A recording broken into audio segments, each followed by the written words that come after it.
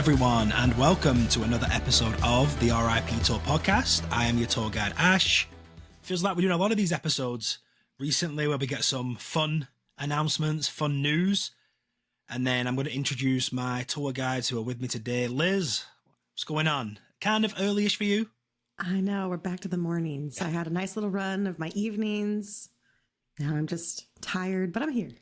Yeah. We're recording at 10:30, so it's not that early. So, but I had to get up so early because like a girl, I have to do makeup. It's a whole thing. Yeah, me too. Yeah, right. And wait a minute, who's this guy? I've not seen him for. Who is this guy? I've not seen him for a while. Who let him in? Yeah, Gary, what's going on? Welcome back to your own show. Thank you. We were just talking about this either last night or today. I started this show in 2019, and I think that was the last time I recorded. It feels like it. Yeah, it's been a while, but I sacrificed being on the show so we could get some content pumped out. That's how much I love this show, and I'm passionate about the show. And as much as I love doing it, I'd rather you guys got the content out and for people to listen to and watch on YouTube and stuff. So, but it feels good to be back. Me and Ash have been doing our sister podcast about Universal Orlando Resort, but it feels good to be back talking Horror Nights. Yeah, we sort of have like a rule where if at least two of us can go, we're going to get the content out. That way we're not waiting for people. But anyway, so for obviously while you're listening, we had an original announcement, our first original of the season. Before we get to that, let me talk about just the schedule the last couple of weeks, right? So we had, I think it was June the 1st, was the Sunday. So June 1st, we had the Five Nights at Freddy, not necessarily house, but we think it is. And then we got Fallout, Jason Universe, and our first original by the 20th. So let's just say 19 days. And we've had basically three announcements, one reveal, Liz. Yeah, it's exciting. I love it. We kind of hoped, we were talking about waiting to get through Epic and not have anything earlier in the season because of Epic. And then we were hoping it was just going to be a landslide of announcements. And here we are. So I hope we keep up this momentum because it's been fun so far. Yeah, it's been really, really fun. And then Gary as well. I mean, for Epic, all our minds were on Epic anyway. So HHN announcements were sort of off the radar a little bit, but it's nice that they're coming through thick and fast now. Oh, definitely. I couldn't even think about Horror Nights while, it was the lead up to Epic opening and stuff like that, I don't know how to describe it properly, but given the last couple of years worth of announcements, they haven't really done it great, have they? They've flopped quite a lot and there's been a totally random schedule and, giving us 5 houses in a week and then nothing for weeks and stuff like that. And it's nice to sort of have a little bit of a rhythm going back again and stuff like that. And a lot of, I'm wondering to myself, is it because Mike Aiello's back? We're getting a little bit better structure and stuff like that. Who knows? But I hope we get like a nice rhythm of announcements and they don't just dump stuff all at once.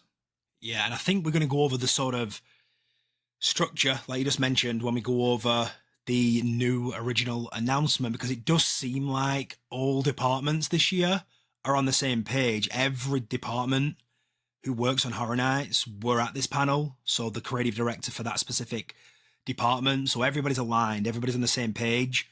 I know it does get difficult when maybe 5 of the announcements are dual coast. So they have to work with that too. I get that completely. But it seems like last year, especially for a structure perspective, theme was everywhere. I didn't know what theme it was. There was, 6, 7 themes going on at once. But anyway, I was just about to say, at least we just have one theme right. This year. We don't have a theme for each section of the park, so that's a bonus. Exactly. It's almost like you interpret the theme because there's so many going on. But yeah, it's good. It's good. I'm really liking the flow of announcements so far. 4 in 19 days is great. So let me just go over yesterday because Spooky Empire was yesterday, the 20th of June. I started my day at Universal in the morning, getting that warm, fuzzy feeling, just looking at trusses and lighting rigs going around the park. So the one that stands out to me, I'll go to Gary first because I know you're a huge Marathon of Mayhem fan. That sort of truss outside the Central Park area, which looks like what they've done every year for the Lagoon show. So could we see a return of that, do you think? Somebody really upset me on Twitter because they mentioned Ghoulish and they just didn't even mention Marathon of Mayhem. So that really upset me, whoever said that. But Marathon of Mayhem version 1 is one of the best shows I have seen at Horror Nights, and if they bring that back, which it's it's rumored to be coming back, if they do bring it back, it's got to be something special to be on par with version 1. What do you guys think? Are you, Liz? Oh yeah, version 1 was just the pinnacle. I think we did a little thing on Twitter and social media the other day where we had people pick their house, their zone, their food, their show, and overwhelmingly, I think Marathon of Mayhem ended up winning over Bill and Ted's and over Jack's show from 25, which was shocking to me, but I feel like it had such a fan reaction. So I am stoked to get a Lagoon show again, and if Mike is back, I feel like he had a lot of input in that first show, so who knows who's working on it, but I am excited to see it return.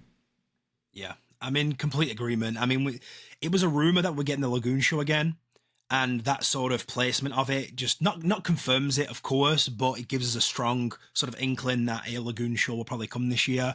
I do agree Marathon of Mayhem was the yardstick. We did have, what was the other one? Carnage Factory, the sort of rock opera one with Jack, and then we had the Ghoulish, of course. But yeah, looking forward hopefully to a return. And I think the properties are sort of, I don't know, almost like bright, colourful, that could maybe lend itself well. And that sort of stained glass window, just think of the colours popping off maybe as well, that sort of theme. But anyway, we have a couple more. Go ahead, Gary. I was just going to jump in. I do think with something like a Lagoon show, you do need some strong IPs to get that visual aspect across. Yeah. I don't think you could do that with an original heavy to cater to the generic Horror Nights fan. Obviously, the hardcore fans would love it, to see the originals up on there. Like, imagine Scarecrow appearing, on a Lagoon show, but generic, event goers are just going to think, what the hell is that? Whereas if they see things like Stranger Things, Ghostbusters, even Last of Us, if that was in that year, that would appeal a lot to the more generic fan.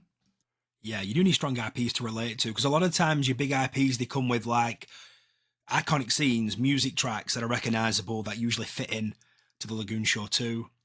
We had a couple of trusses outside the Men in Black area between the big Wow Wow Wow stage or Fear Factor stage, where the entrance to goblins and monsters was last year, and then we had a couple in Central Park, La Bamba area. So it's always nice to see those construction starting for people like us.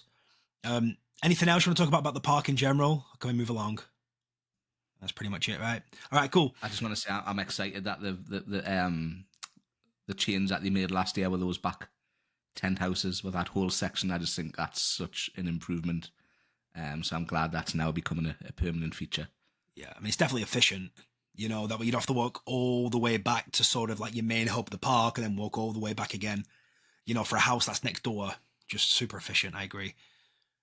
So yeah, Spooky Empire, the day itself. So it was at Doubletree by Hilton, and it was a new location this year by SeaWorld. So I've never been to this location before as well. So you had to pick up your wristband at like 12. The event started at 1. So I got my wristband, went back to the car, and then went to where the panel would be. So here was my thought process. You're not necessarily guaranteed to get in. You could be the back of the regular queue. Once it's filled, it's first come, first served. So you don't necessarily come in. So my thought process was, let me just get my laptop, do some work, wait, and then go and do the panel, right? I forgot my laptop, of course. So I'm just sat in the queue from like 12:45 to obviously 5 p.m. until we got in. Queue was like dead for the first like 3 hours. And then I sort of looked up again and it was packed. So they let in the VIP first, and then obviously regular guests after. I don't think everybody got in. So luckily I was like the first guest. So it was pretty well done. They had sort of like a snake in sort of where to stand. But yeah, I mean, let's get into it then. First original announcement is El Artista, a Spanish haunting. We got a scare actor out for Sergio Navarro, who is the sort of tortured artist, if you will. Do we have the announcement, Gary? Do you have it? And we're not. I just want to say that right now. We're not. Sorry, guys. Yeah, it's been going crazy. Like, I can't even listen to what people are like. You're gonna reveal something. We're gonna reveal something. Well, the good thing is nobody was expecting it. No one's expecting a reveal. All right. Hey, Ramon. Yes. You're not just the moderator of this panel. Yes. True. Yes, true. Yes. You're also a show director. That's true. Yeah, correct. Do you want to reveal one of your haunted houses? I kind of want to, but I'm not sure if they want. I don't think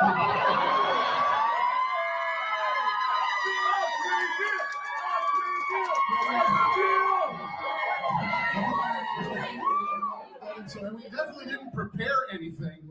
No. Strictly decor. But I think you're right. I do think that we officially announced the first original haunted house for Halloween Horror Nights 34 right now. All right. Without further ado, it is my honor to announce the first original house for Halloween Horror Nights 34, the tragic ghost tale of a tortured artist consumed by evil. El Artista, a Spanish haunting.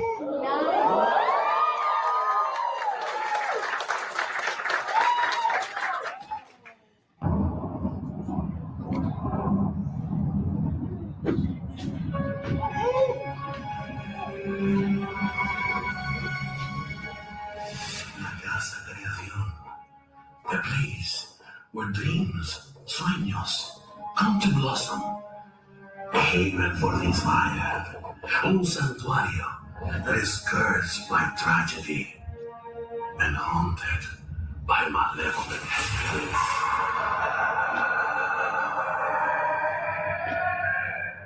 A forsaken void that calls out to the tortured artista with ill intent. Un lugar, a place that called to me, Sergio Navarro. With each passing day, their whispers grow louder. Sus susurros se hacen más fuerte. I feel them looming over my shoulder as I work, eager for their ghastly forms to be painted onto the canvas. And I can't resist. No puedo resistirlos. Tonight, los muertos, the ghosts, are more restless than ever. And my art, mi arte, will imitate their death.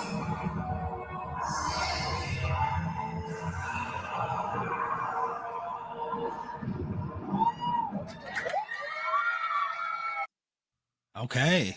Liz, I think it's the first time you've seen that from the panel. What are your initial thoughts and thoughts on the announcement in general anyway?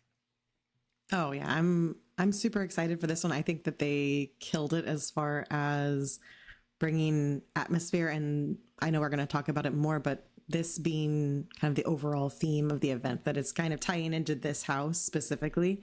I think the aesthetics of it just drew everyone in, and I like that it's more of a serious original this year. Last year we got Slaughter Cinema, it's kind of fun, just the rocker that came out. This is serious, it's storytelling, and I'm excited to talk a little bit more about some of the parts of the house that we saw later in the panel. Yep. Gary, first initial thoughts on our original for the year? This sounds right off the bat house of the year. The original story of it sounds like spot on. Even just bringing that scare actor out and just seeing a snippet of what we are going to see in the house with the concept art, it's going to be a beautiful house. And I really can't wait to see it. And I think, you know how like at the end of the event, we always have a quote that we keep saying when we, you know, from a house? I think it's going to be from this house. Okay. Yeah, I can see that. I can see some iconic lines being triggered in this house. Yeah. But Liz, you touched on it. So we'll go into a little bit more detail. What they did promise from this house. It's going to be visually spectacular. B, there's going to be some effects in there which are going to be spectacular. And it's going to be kind of things that have worked in the past, whether it's Pepper's ghost effect, maybe a ghost in the floor. and they did say ghosts that kind of apparate through walls and into different rooms. So right off the bat there, that kind of gives me Legendary Truth, Wyandotte Estate. I am a huge fan of when Halloween Horror Nights do a haunted house of a haunted house. So it could be Wyandotte Estate, could be Dead End, could be Haunting of Hill House. I think every time they do that, it always works. But yeah, Liz, talk to me in terms of what we can expect in this house, and does it feel like sort of HHN past? Yeah, I think I caught a clip of Ramon mentioning that this was along the lines of Gothic and Dead End, those super scenic houses. And I think Horror Nights always excels at doing creepy, eerie, haunted houses, literal haunted houses. Yep. I think that's something that they do so well. And it's been a while since we've had one. Obviously, Haunting of Hill House is a little different because it's an IP base, but Dead End was one of the best houses they've ever done. Wyandotte Estate had some really cool effects that we haven't seen since then. So I think this can combine all of the different effects that they know they can do so well and bring some new things to fans that have just started attending the event, because Dead End, believe it or not, was already 13 years ago. Crazy. So it's been a while, and I think it's going to be a great, and the imagery that we've been seeing at the start of these IP videos, that is the conservatory, right? That is part of this house. Yeah. So I think we're just going to be blown away. And I think maybe Gary can touch on this. Some of our favorite houses were also done by the artist who is in charge of this house. Yep. We've got Dead Man's Pier. What else do we have? Blood Moon. Blood Moon. Yes. Yes. Goblin's Feast. But Dead Man's Pier wasn't a scary house, but it was a beautiful house. It was so well done. And I think they maximised the use of the space for the effects, and they made it look so big. You know, the woman with the violin on the top, she looked miles away, but in reality, you know, forced perspective, she was actually quite close to us. And I loved how they used the effect where you could see her in the distance, but then you also went, like, as you went through the house and turned back around, she was also there as well. So I think that's a good use of effect that I hope we can see. It sort of adds a different side to the house, which I think is cool. Yeah, I think this particular artist is very good at the levels. So same in Blood Moon, where you came through the courtyard and then you saw the courtyard again, or having scares up above, just scare actors up above that can't necessarily scare you, but they're still adding atmosphere. They're adding that sense of foreboding, even though they're far away, and just setting the tone for the house. In the room in Goblin's Feast as well, when it's in the whole, you know, sort of their village, you didn't feel like you were inside of a soundstage or a tent. If you were inside of the village, you were there. So they can really make you feel very small, and the set's very big. So I'm very excited to see how they translate that into a haunted house of a haunted house. Yeah. Yeah, I mean, like you said, forced perspective is something they use all the time.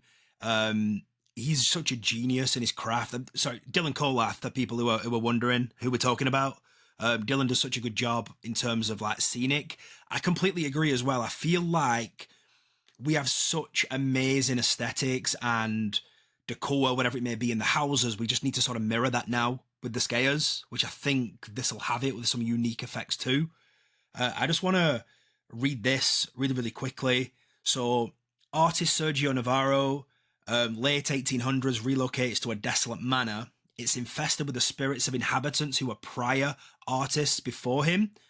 Now, there is a deep sense of evil inside the conservatory, which I'm going to touch on the theme in a moment.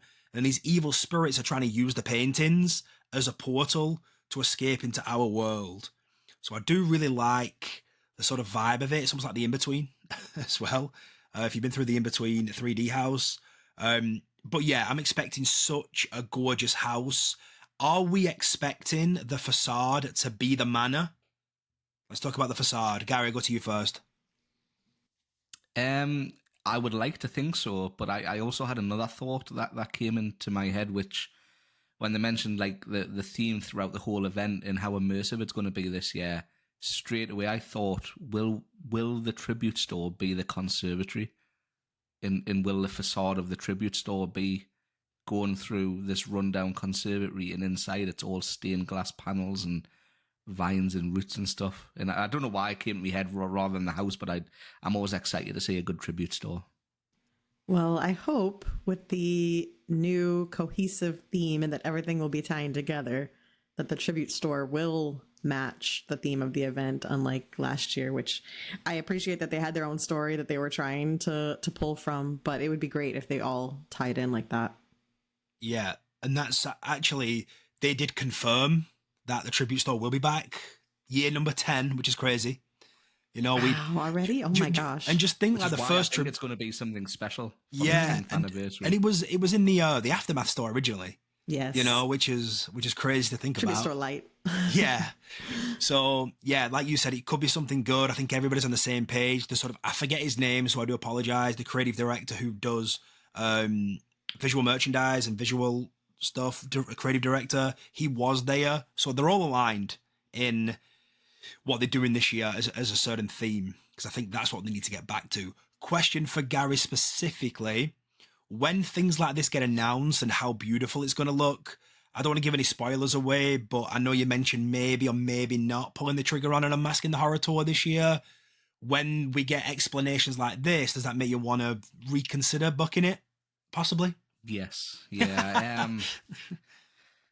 I'm going to have to see, because I have just bought like 4 days worth of Epic tickets as well. So whether I can work the Unmasking into the budget, and the buffet dinner does sound good. So I'm going to have to work it out. But who knows? It could be on the Three House tour. Could be. Obviously, we don't know. So Do both? I think I'm going to wait. Yeah. I think I'm going to wait and see this year for the announcement. I've done Unmasking every year for the last, 4 years or 3 years. Yep. But this year I think I'm going to wait until everything's announced. I know we did have issues last year with our Unmasking, which sort of put a little bit of a sour taste in my mouth, but I'm not going to write it off altogether. Liz, so you sort of swayed when you hear houses like this? Absolutely. I feel like I'm going to want to see this one with the lights on, but I'm in the same boat of Gary. I'm going to wait and see what all's announced and see which houses are on which tours, and then make my decision, because I booked early last year and then ended up changing my mind. So I'm going to hold off this year, especially because most likely I would go for the 3 house over the 6.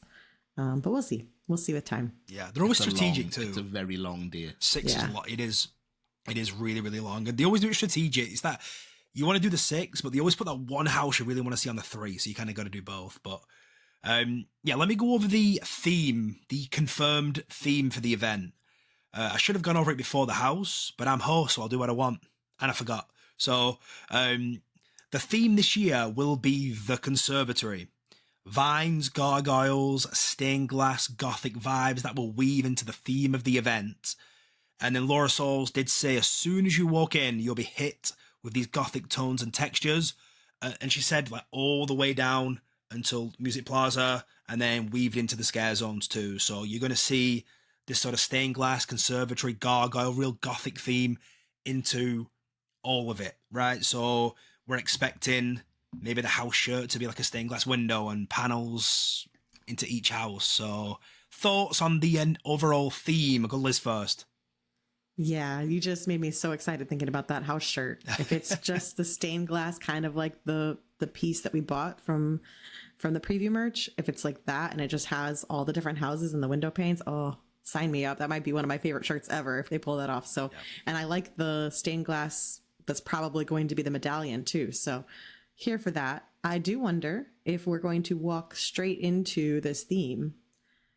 Do you think the neon Halloween Horror Nights archway comes back this year, or do they do some different kind of archway to match the theme? Because that neon doesn't really fit gothic vibes. It's more generic, isn't it? What do you think, Gary?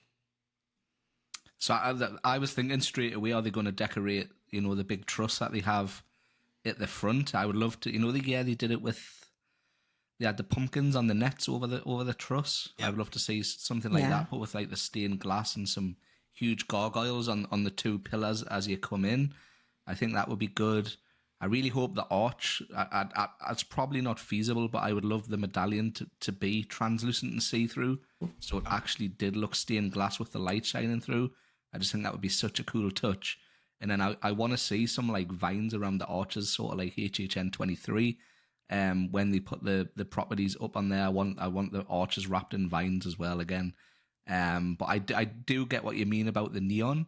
Could they make a new sign but make it stained glass? I think that would add to the theming.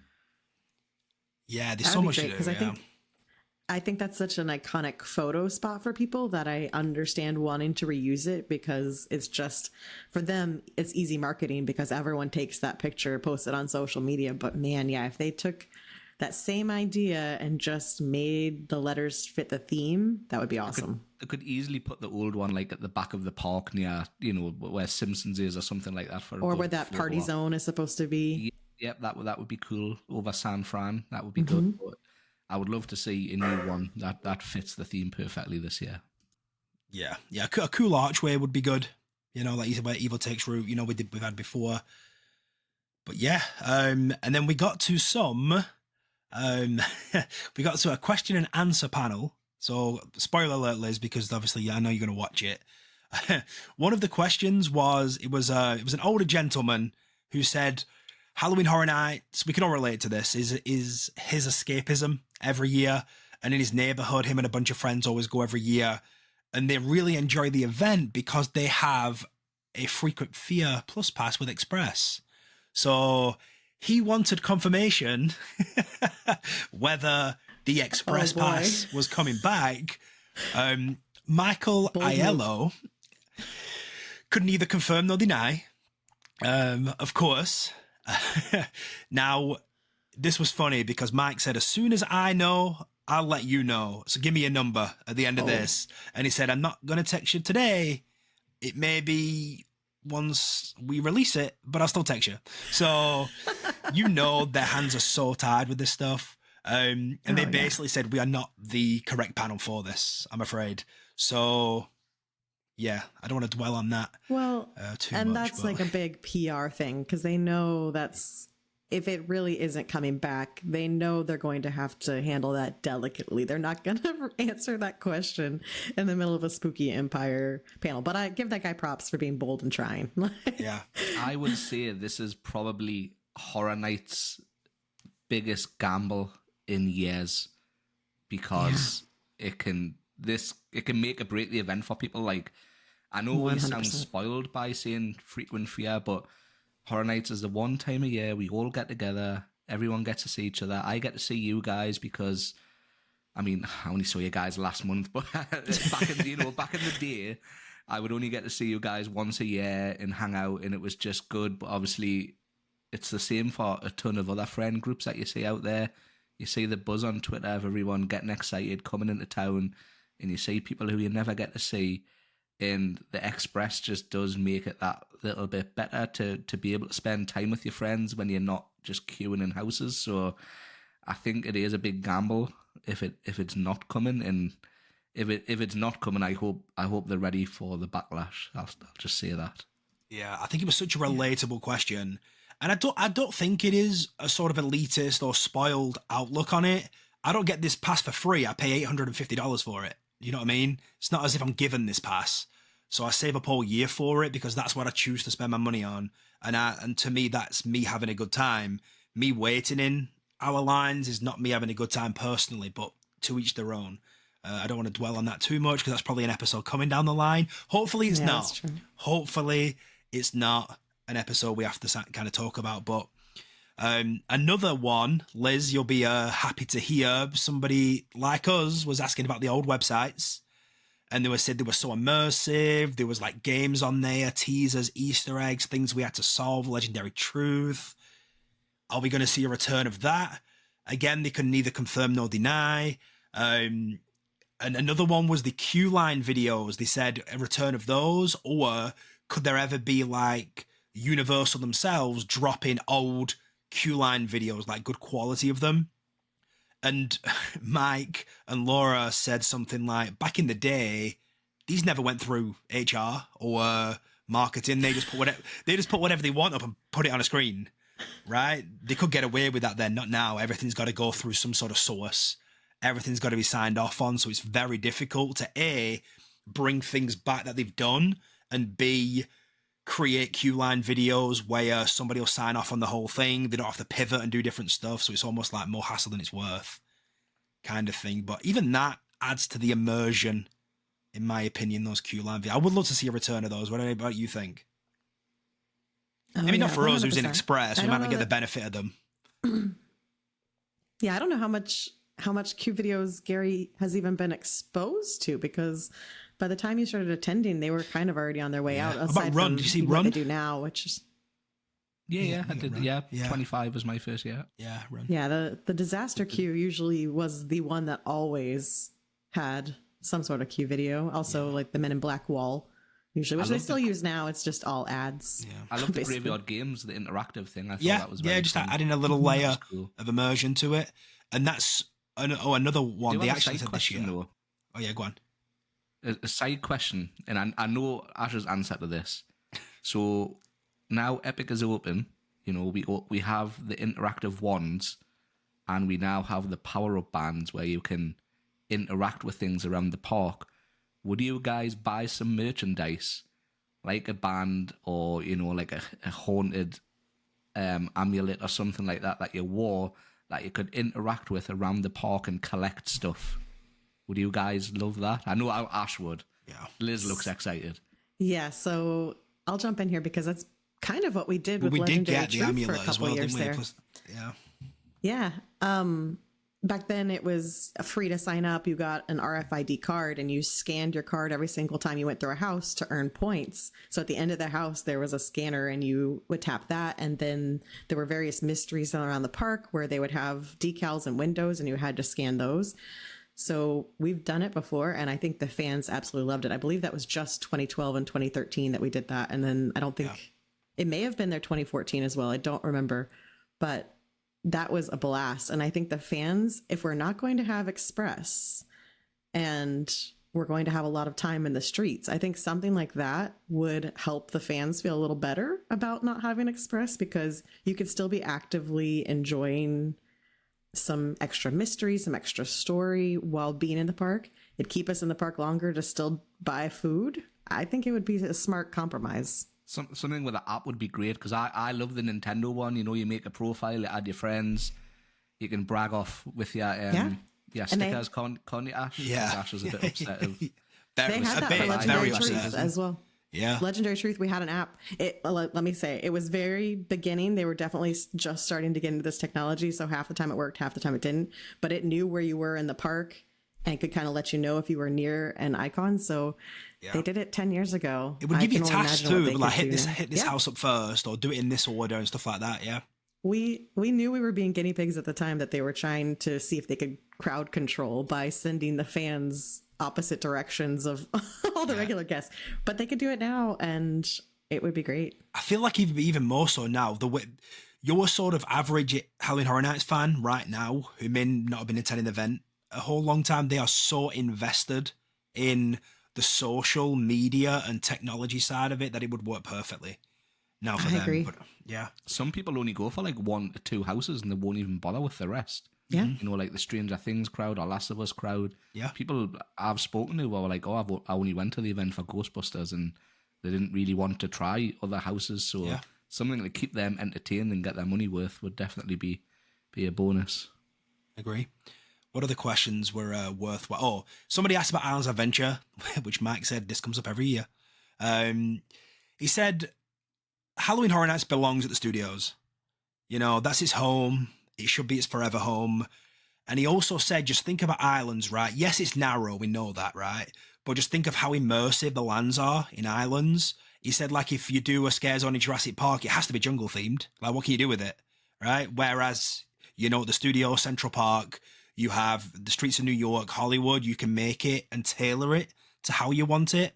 You can't really do that at studio side. So he didn't say no, but we're not going back to islands ever. So, and then one final one, which I think it'll end this nicely, is somebody said, I've been going to Halloween Horror Nights forever. One of my favourite mazes ever was Graveyard Games, where they paused him for a second and said, look below you.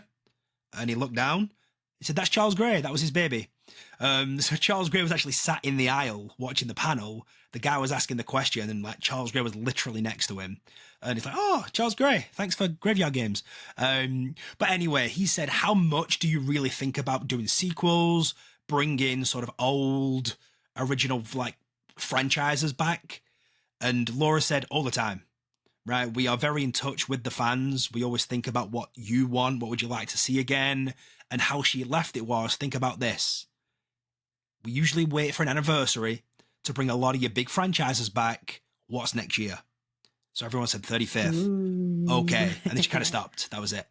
So expect more original sort of content that's not been around for a while. What are we thinking? Maybe like Body Collectors, Scary Tales, just stuff like that, right? That we haven't seen in a while, that maybe come back. Dead Exposure, maybe, you know, just stuff like that, like lore. But yeah, maybe that confirms, and we know an anniversary, you usually get those things back anyway. Scarecrow too.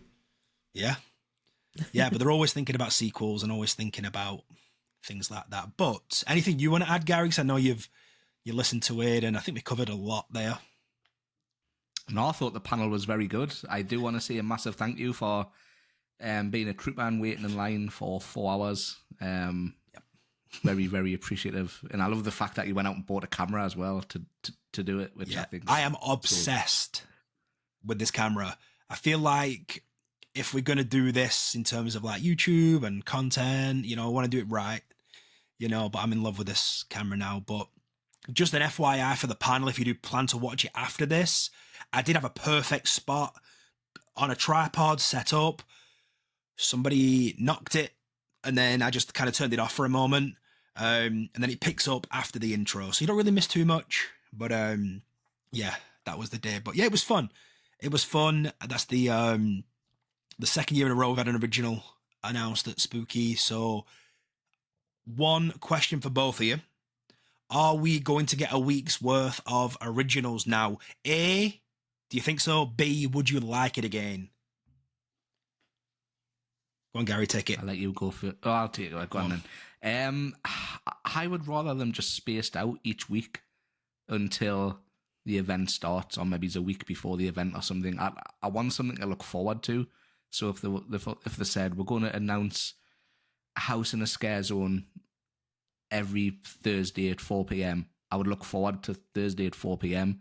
Where when we got everything in a week, yes, it was brilliant. We got spoiled, but then it was radio silence for a while. So right. I would prefer them all spaced out in an organised schedule so I could look forward to every announcement coming. Yeah, Liz, before you kind of elaborate as well, quick question for you. When do those unmasking start again in August? It's like, is it like the second week of August? 2 weeks before? Yeah. 2 weeks before opening. So let's just say then, let's say the 12th of August, right? So the event's got to be announced before then, right? So we've only got a month and 20 days or so, but I don't know. What are your thoughts on a week's originals? Would you like it? And maybe what's coming next are your thoughts? Yeah, I'm on the same boat as Gary that I thought it was exciting last year just because it was a surprise. And then every single day we were just like waking up, waiting to see what it was going to be once we realized this was going to be a daily thing. It was different. And I think it could have been great if we had that 1 week of originals and then it kept the momentum going of getting a scare zone a week or more content each week, something announced. But we had the 1 week of chaos and excitement and hyped fans, and then it went radio silent for weeks. So I don't think I want that again just because of the way it went. I prefer to have something every week where, again, like on Thursdays, everyone's on Twitter excited to see what it's going to be. And then we have a little time to let that house or that scare zone process. So I know we're running out of time to get something every single week like that, but I think we could easily get a house announcement each week and then probably end up with an info dump with the scare zones and maybe the last originals when we get too close to the event. Okay. I'm the opposite. Give me these originals now, right? Give me Monday, Tuesday, Wednesday, Thursday. Give me an original a day. That way on Friday we have an episode. But here's my thought process. Give us the same again because I loved it last year. Okay. I know it's going to be sort of 8 8 announcements in 25 days, but I think it got this way because of Epic. And then you wait 2 weeks, you get the rumored WWE or Terrifier maybe the first week of July. You wait 2 weeks again and get the third week of July, the other IP. You've got shows and your scare zones, food and drink offerings that they usually do as well. And then it's the start of August. So it wouldn't surprise me if they did a week originals. I don't think they're going to, but I would like it. But that's where I stand on it. Yeah. Give me everything. Give me it all. Cool. I think that's pretty much it for the panel and our thoughts and what's coming next. Anything in the realm of Halloween Horror Nights before we get out of here, Liz? I think there's one more big thing we haven't talked about yet about this announcement, and it was I believe someone asked the question, and I think Mike may have answered it. Is Sergio an icon or not? And if you want to read what he said, what his answer was, and then we can discuss as a group what we think. Yes, let me get to that. Let me get to that right now, because he did say in a room full of you people, the word icon has a lot of weight. It sure does. To it, and everyone started laughing at that. He did say, again, paraphrasing, Sergio Navarro will have a heavy influence on the overall theme of the event, because obviously his house is, the conservatory is the overall theme, but he's not necessarily an icon, more of like a figurehead, if you will. That icon status will be up to interpretation of us, the guests. Usually when you have an icon, they have a house, he checks the box, they may have a show, they were on the event guide, weren't they? Commercial, they were on merchandise leading in there, but I'm saying no icon. I'm almost saying sort of like a figurehead of the event. What are your thoughts on it? I have strong thoughts.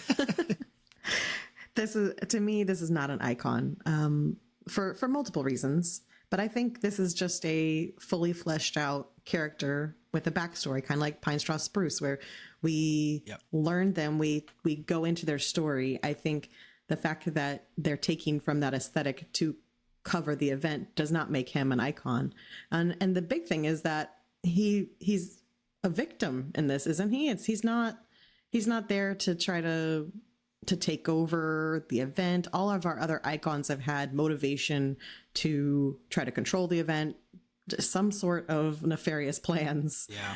And he's like the tortured artist. After us. Yeah. Yeah. He's not coming out of Fear's lantern, right.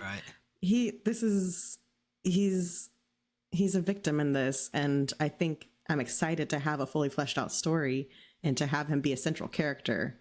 But to me, he doesn't fit the profile of an icon. I completely agree. What about you, Gary? Icon's a very strong word. Yeah, there's nothing to say that we can't base the whole year around him as a central point and still not call him an icon. Yeah. We can have him as like this year's mascot, so to speak, and have everything sort of centered back to him and still not be an icon. Like Liz said, he's a victim. He's not a protagonist. He's playing victim to these ghosts that are haunting his house, and but it is good to see a character with a story and a backstory and a lot of detail and lore without just saying this is the character and we know nothing about him.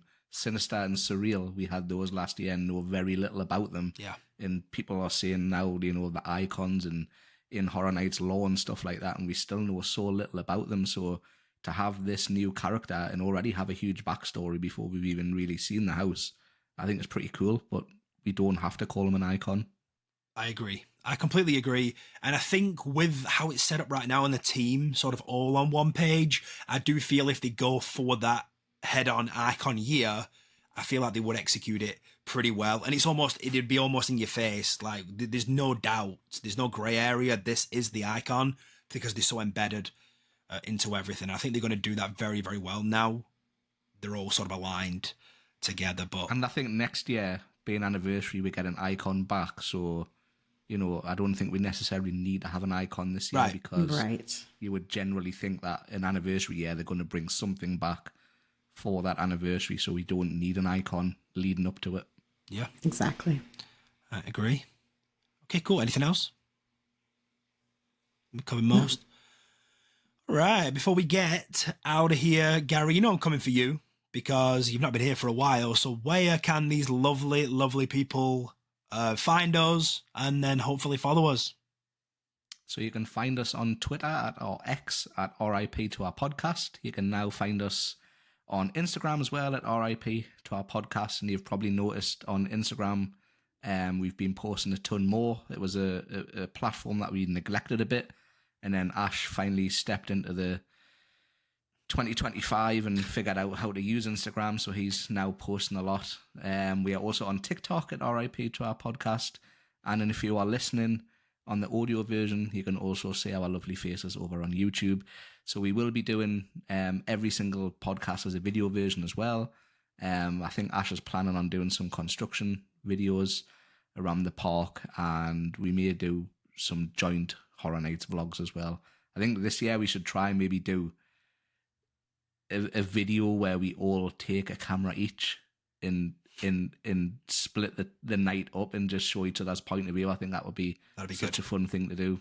That would be fun for sure. Yeah. So I think we should do that now. We all pretty much have a camera each. But I think that's it. Or we also have a Discord as well. We are about to hit 200 people on the Discord as well. So come and chat with us. Well, Nice. and the good news too is we finally have a theme, so now we can start working on this year's shirt. Oh, yeah. You can. Yeah, You so can, yeah. watch the I've had a couple space. of people ask about that actually.